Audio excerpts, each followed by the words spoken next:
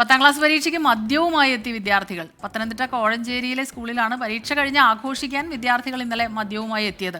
ഒരാളുടെ ബാഗിൽ നിന്ന് അമ്മുമ്മയുടെ മോതിരം മോഷ്ടിച്ച് വിറ്റ 10,000 രൂപയും കണ്ടെത്തിയിരുന്നു. AV ജയശങ്കറാണ് ചേരുന്നത് പത്തനംതിട്ടയിൽ നിന്ന് വിവരങ്ങളുമായി. ജയശങ്കർ, ഇതൊക്കെ കേൾക്കുമ്പോഴേ വല്ലാതെ സങ്കടം തോന്നും. 10ാം ക്ലാസ് കുട്ടികളാണ്, നമ്മുടെ കുട്ടികൾക്ക് എന്താണ് സംഭവിക്കുന്നത്?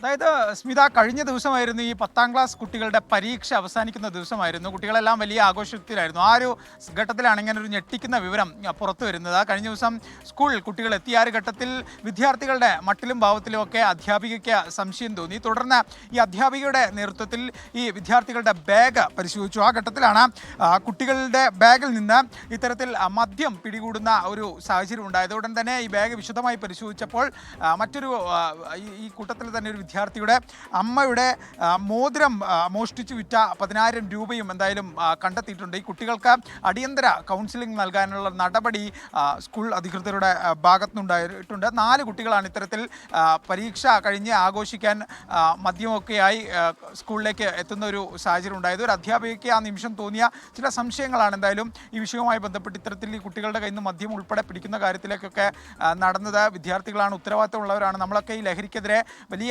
ക്യാമ്പയിനൊക്കെ നടത്തുന്ന ഒരു ഘട്ടത്തിലാണ് ഇങ്ങനെ 10ാം ക്ലാസ് പോലെയുള്ള ക്ലാസ്സിലൊക്കെ പഠിക്കുന്ന കുട്ടികൾ ഇങ്ങനെ നിർദാക്ഷിണ്യം വലിയ ധൈര്യത്തോടു കൂടി മദ്യമായൊക്കെ സ്കൂളിൽ വന്ന് ഈ അമ്മയുടെ മോതിരമൊക്കെ മോഷ്ടിച്ച് അങ്ങനെ ആഘോഷിക്കാൻ വേണ്ടി, ലഹരിക്ക് വേണ്ടി ഇറങ്ങുന്നു. എന്തായാലും ഈ വിഷയവുമായി ബന്ധപ്പെട്ട് കുട്ടികൾക്ക് കൗൺസിലിംഗ് നൽകാൻ തീരുമാനിച്ചിട്ടുണ്ട്. പോലീസും ഈ വിഷയം പരിശോധിക്കുന്നു. എന്തായാലും നിലവിൽ സംഭവവുമായി ബന്ധപ്പെട്ട് കേസൊന്നും രജിസ്റ്റർ ചെയ്തിട്ടില്ല. പക്ഷേ കുട്ടികൾക്ക് കൃത്യമായ കൗൺസിലിംഗ് നൽകാൻ തന്നെയാണ് സ്കൂൾ അധികൃതരുടെ തീരുമാനം. ആ കൗൺസിലിംഗ് ഇതിനോടകം തന്നെ ആരംഭിക്കുകയും ചെയ്തിട്ടുണ്ട്. സ്മിത, AV ജയശങ്കറാണ് വിവരങ്ങൾ നൽകിയത്. അപ്പോൾ ആ വാർത്ത ശരിക്കും കഴിഞ്ഞ ദിവസങ്ങളിൽ ഈ SSLC പരീക്ഷ കഴിഞ്ഞാൽ ആഘോഷ പരിപാടികൾ പാടില്ല, അതിൽ നിയന്ത്രണങ്ങൾ വച്ചിരുന്നു. സർക്കാരിൻ്റെ ഉത്തരവിറങ്ങി. എന്നിട്ട് കുട്ടികൾ രക്ഷകർത്താക്കളെത്തി അവർക്കൊപ്പം പോകുന്നത് കണ്ടപ്പോൾ സത്യം പറഞ്ഞാൽ നമുക്ക് സങ്കടം തോന്നി.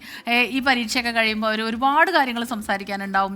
കുറേ കുട്ടികളൊക്കെ ഇനി ചിലപ്പോൾ പിരിഞ്ഞു പോയാൽ എന്നാ കാണുക എന്ന് പോലും പറയാൻ പറ്റില്ല. അപ്പോൾ അതൊക്കെ നമ്മൾ ചിന്തിച്ചിരുന്നു. പക്ഷെ നോക്കൂ, അവരെത്ര കൃത്യമായിരുന്നു. കാരണം അതിക്രമങ്ങളൊക്കെ അന്ന് സംഭവിക്കാനുള്ളൊരു സാധ്യത ഓരോ ദിവസവും സ്കൂളുകളിൽ നിന്ന് വരുന്ന വാർത്തകൾ അത്തരത്തിലുള്ളതാണ് അല്ലേ? വലിയ 15 വയസ്സേ ഉള്ളൂ. 15 വയസ്സുകുപ്പി, അത് അതിൽ മോഷണമുണ്ട്. അതെ, മദ്യക്കുപ്പി വാങ്ങിയെന്നുള്ളതാണ്. അപ്പൊ അവർക്ക് ആരാണ് മദ്യം വാങ്ങിക്കൊടുത്തത്? അത് കുട്ടികൾ തന്നെ നേരിട്ട് പോയി വാങ്ങിയതാണോ? ഇത് ഇങ്ങനെ ഒരുപാട് ചോദ്യങ്ങൾക്ക് ഉത്തരം കിട്ടാനുണ്ട്. മാത്രമല്ല ഇങ്ങനെയുള്ള ഒരു സംഭവങ്ങളൊക്കെ ഏറെ ഗൗരവത്തോടെ കാണേണ്ടതാണെന്നാണ് പറയാനുള്ളത്. കാരണം സ്കൂൾ കുട്ടികളാണ്. ഇപ്പം +1 +2 പോലും ആയിട്ടില്ല, 18 വയസ്സ് പോലും ആകാത്ത കുട്ടികളാണ്. ഇപ്പം എന്താണ് ഇവരെയൊക്കെ ഇത്ര അധികം ഇൻഫ്ലുവൻസ് ചെയ്യുന്നത് എന്നുള്ളത് കൂടി കണ്ടെത്തേണ്ടതാണ്. ഇനി കൗൺസിലിംഗ് ഒക്കെ തന്നെ വളരെ നല്ല കാര്യമാണ്. കുട്ടികളെ ആ പാതയിൽ നിന്ന് പിന്തിരിപ്പിക്കാൻ അത് നന്നായി ഉപകരിക്കും. അതോടൊപ്പം തന്നെ പാരൻസും വളരെയധികം ശ്രദ്ധയോടെ ഇരിക്കേണ്ട ഒരു സമയമാണിത്. നമ്മുടെ കുട്ടികൾ എന്ത് ചെയ്യുന്നു, ഏതു വഴിയിലൂടെ നടക്കുന്നു എന്നുള്ളത് തീർച്ചയായിട്ടും നമ്മൾ അന്വേഷിക്കും.